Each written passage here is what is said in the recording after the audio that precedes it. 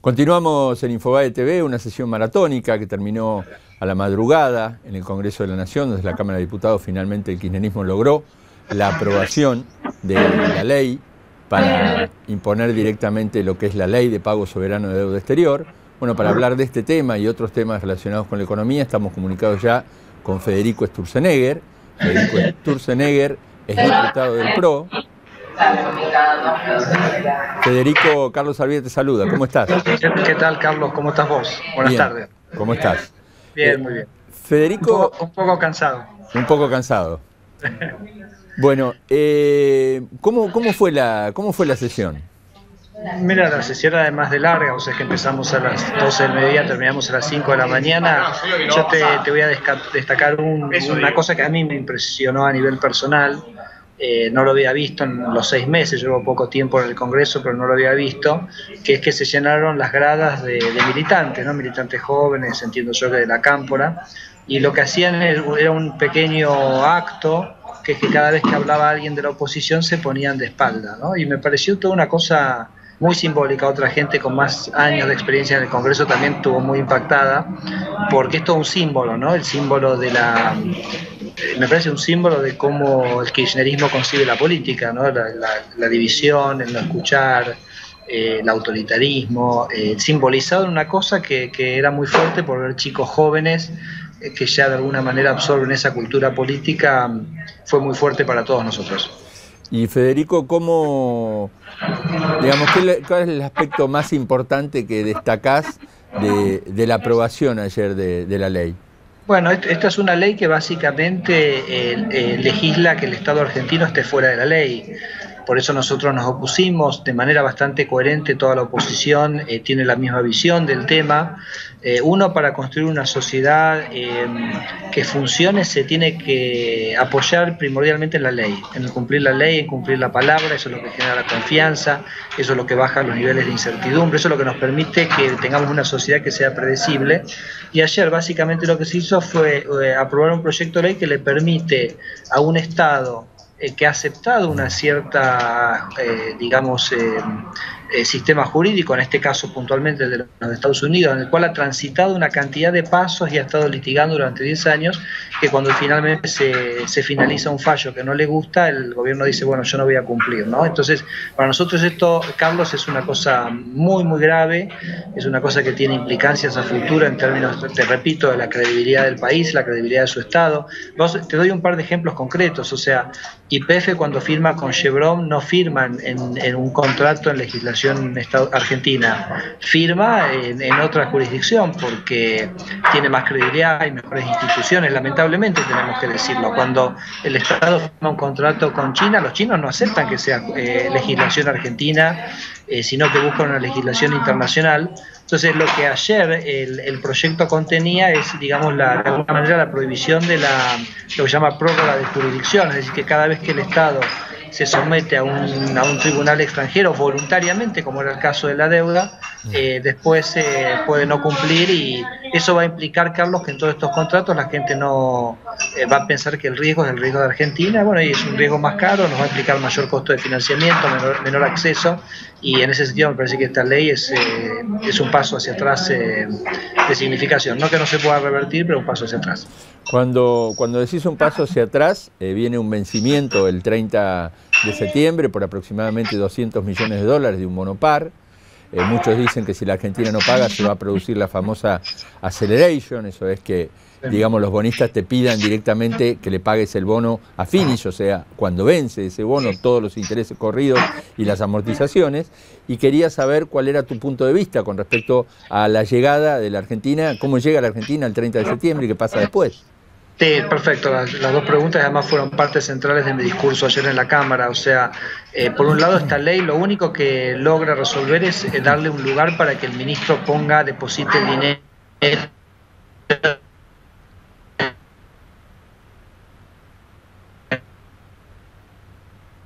eventualmente él siquiera lo podría recibir.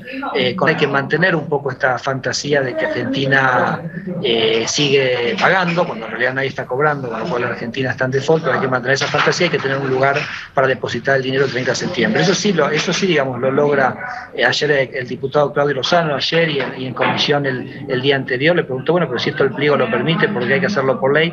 El ministro reconoció que era porque no le daban los tiempos. Bueno, o sea que hay mucha, digamos, apresuramiento, mucha improvisación en el camino que realmente hace esforzar las cosas. Ahora, respecto al tema de la aceleración que vos mencionabas recién, Carlos, para mí es un tema absolutamente central, porque el gobierno dice todo el tiempo que hay que defender los canjes del 2005 y del 2010. Bueno, esos canjes nunca han estado tan amenazados como en este momento, porque si vos tenés esa aceleración que vos estabas explicando, lo que vas a tener es que hay que pagar todo, y si hay que pagar todo hay que volver a reestructurar. Yo le pregunté a Zanini cuando vino a comisión, le digo, señor secretario, ¿usted piensa que va a conseguir si hay que volver a reestructurar las mismas condiciones que consiguió Néstor Kirchner en el año 2005?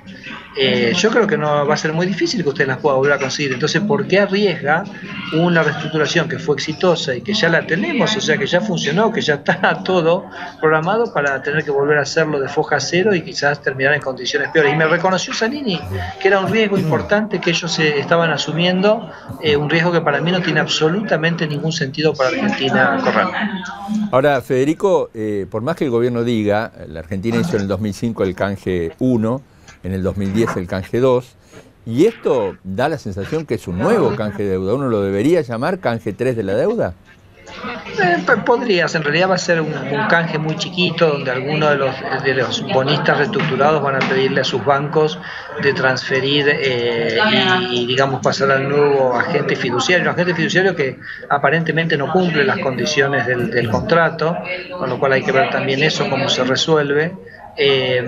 Pero no va a tener mucho más recorrido que eso, ¿no? Con lo cual no va a ser una operación que tenga entidad. Incluso el propio cambio de agente pagador tampoco sabemos siquiera si se va a poder realizar. También se lo pregunté a Kicillof y no tuve respuesta, porque para vos transferir, digamos, el pago de los bonos a Nación Fideicomisos, el Boni tiene que, digamos, de alguna manera colaborar, y eso lo tiene impedido por el juez en este momento, ¿no? Entonces, ahí planteas un problema muy importante, yo diría tal vez el crucial, que en realidad va a ser muy difícil, como vos decís, que el Banco New York Mellon le traspase, digamos, los clientes a los que le está pagando, en esa idea de botonera que la tienen pocos bancos en el mundo, y que eso lo puede hacer Nación Fideicomiso. Entonces ahí se presenta el problema de cómo hace Nación Fideicomiso para pagarle a los bonistas.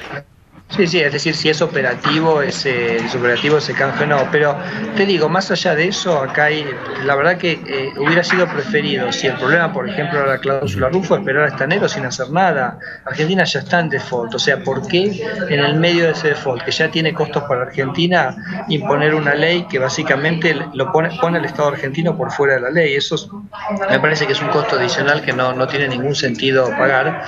Y también, Carlos, porque el gobierno ha hecho muy poco para resolver el problema. El gobierno ha hablado de que la cláusula Rufo es un problema, pero no ha hecho absolutamente nada para sacar la cláusula Rufo, que bien lo podría hacer según el contrato dice específicamente qué es lo que tenés que hacer para sacar la cláusula Rufo. Sí, claro, tenés que conseguir cierto apoyo de un cierto número de bonistas, pero yo también se lo pregunté yo y otra gente a Kicillof el otro día en la comisión.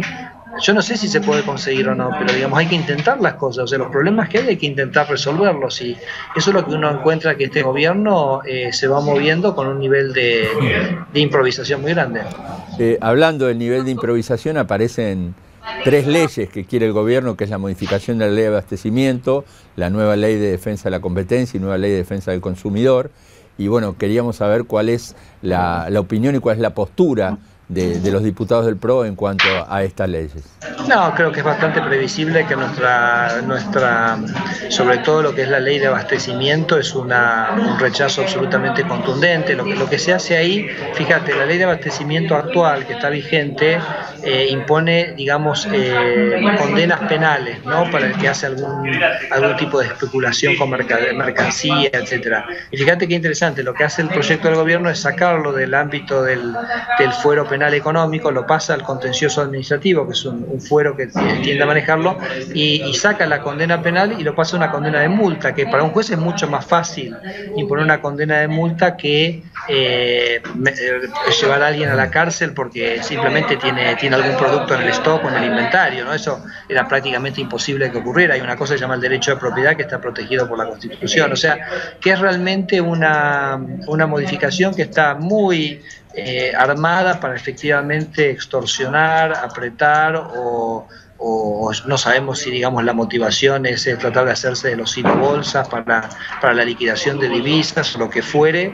pero no funciona así un sistema. Si vos crees que alguien venda por debajo del costo, lo único que vas a lograr es generar escasez en ese mercado y al final la gente va a terminar el producto más caro. Y tenés un ejemplo contundentísimo y clarísimo que todos los argentinos pueden ver de lo que sería la aplicación de esta ley, que es el dólar. O sea, el gobierno aplicó algo parecido a la ley de abastecimiento al dólar con el cepo cambiario hace ya unos 3 o 4 años y, Carlos, sabemos perfectamente lo que ocurrió. Cada vez hay menos dólares, la gente los paga cada vez más caro y bueno, me parece que, imagínate, lo que pasó en el ámbito del dólar ahora traspasado a todos los productos de la economía. La verdad que sería un descalabro. Tenemos la experiencia propia de Argentina en los años 70 de que esto realmente llegó a desabastecimiento masivo. Tenemos la experiencia actual de Venezuela y me parece que, bueno, es parte de un conjunto de políticas económicas que a nosotros nos resulta muy difícil racionalizarlas, entenderlas en un contexto Carlos, de recesión creciente. Acabamos de dar hace una hora el índice de precios del Congreso para el mes de agosto, 2,65. Sí, te iba a preguntar sobre ese tema en particular y cómo, en función de ese número que ha aparecido en agosto, si de alguna manera vos ves que de nuevo la inflación se vuelve a acelerar de lo que venía pasando por lo menos hasta junio con este programa de gobierno de los precios cuidados. Se acelera inexorablemente y te cuento por qué. O sea, el gobierno ha emitido un decreto de necesidad de urgencia con una ampliación presupuestaria de 200.000 millones de pesos, 20% del presupuesto por DNU. No existe el Congreso en ese sentido para su tarea principal, para la cual nos pagan el sueldo. De esos 200.000 va a haber que emitir 130.000 millones de pesos en los próximos 4 meses. En el último año, Carlos, se emitieron 60.000 millones de pesos. Entonces, la verdad que vamos a un proceso o sea, yo te diría que es prácticamente inexorable. Apuntalo por ahí, después dentro de un par de meses me lo recordás a ver si me equivoqué o no, que lamentablemente Argentina va a una aceleración inflacionaria muy fuerte de acá a fin de año, ¿no? Bueno, esto es simplemente, me parece que el comienzo de un recorrido producto de una situación fiscal verdaderamente descontrolada. Yo le preguntaba al jefe de gabinete Capitanich el otro día por qué había mandado eso por DNU, por qué no nos había puesto a trabajar en el Congreso para analizar las partidas, y era muy sencillo. Le digo, claro, a ver, porque acá hay, por ejemplo, 10.000 millones de pesos en una partida que dice sueldos, pero la repartición no tiene empleados. O sea, ¿cuál es la necesidad fiscal si vos tenés que poner 10.000 millones de pesos para algo que no necesitas? Bueno, obviamente eso es una caja que después se usa para el clientelismo político, ¿no? Entonces, pero no para suplir una necesidad. Porque vos me decís, acá necesito maestros, necesito policía, bueno, fenómeno, pero me digo, no necesito nada y dame 10.000 millones de pesos para sueldos, es claramente simplemente lo que se va a usar para llenar el Estado de ñoquis o militantes políticos en los próximos meses, y así la verdad que las cosas no se van a ir resolviendo, y mucho menos el problema de la inflación. Federico, recién hablaste y dijiste que el Congreso prácticamente no tiene injerencia en el presupuesto, y el lunes que viene, por lo que uno sabe, el ministro de Economía, Axel Kicillof, estaría presentando en el Congreso de la Nación los lineamientos del presupuesto 2015.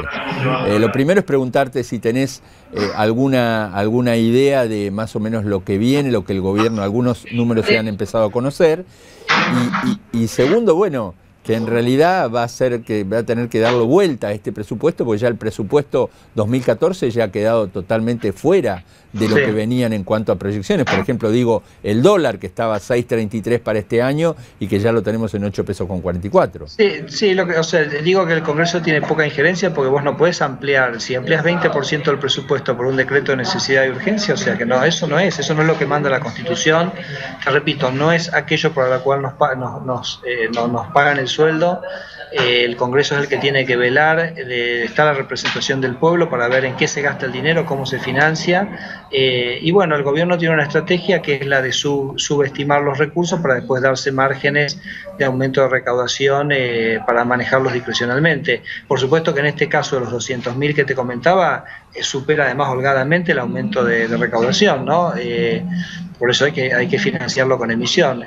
Yo, por lo que tengo entendido, se viene nuevamente con una tasa de inflación que está muy por debajo de la real, máxime en este contexto que te digo, que la inflación va a estar subiendo acá a fin de año. Pero bueno, lo veremos el lunes, que va a venir el ministro a explicar el presupuesto y ya lo discutiremos a partir de ahí. Tenemos acá, yo te estoy en este momento hablando desde la Fundación Pensar, y tenemos un equipo de gente armado aquí para ir analizando línea por línea el presupuesto a partir de la semana que viene.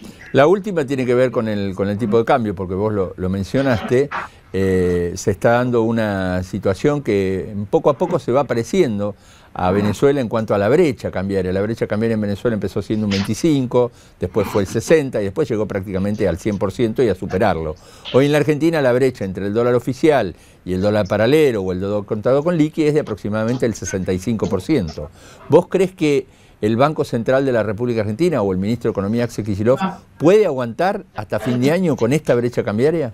Mira, yo creo que tenés básicamente que elegir entre dos cosas: cuánto apretás el cepo y cuánto devaluás. Una economía con 40-50% de inflación no puedes mantener el tipo de cambio fijo porque tu impacto en la actividad productiva del país es devastador, ¿no? Argentina ha tenido esas experiencias de atraso cambiario muy fuertes y ya sabemos que son muy complicadas. Entonces, en este momento el gobierno está eligiendo la estabilidad cambiaria y apretar cada vez más el cepo. Eso va a generar una profundización de la recesión. Yo no descarto que en algún momento acá antes de fin de año diga, bueno, esto no se puede tolerar el impacto en el empleo y la producción, y que vaya una estrategia de mayor flotación del tipo de cambio, ¿no? Que en este contexto quiere decir una devaluación. Yo lo encuentro eso bastante, me parece casi imposible de evitar a esta altura de las circunstancias y por cómo vienen dándose las dinámicas. Federico Sturzenegger, diputado nacional por el PRO, como siempre, muchísimas gracias por estar con nosotros en Infobae. Chao, gracias Carlos, un abrazo, buenas tardes. Chao, hasta luego.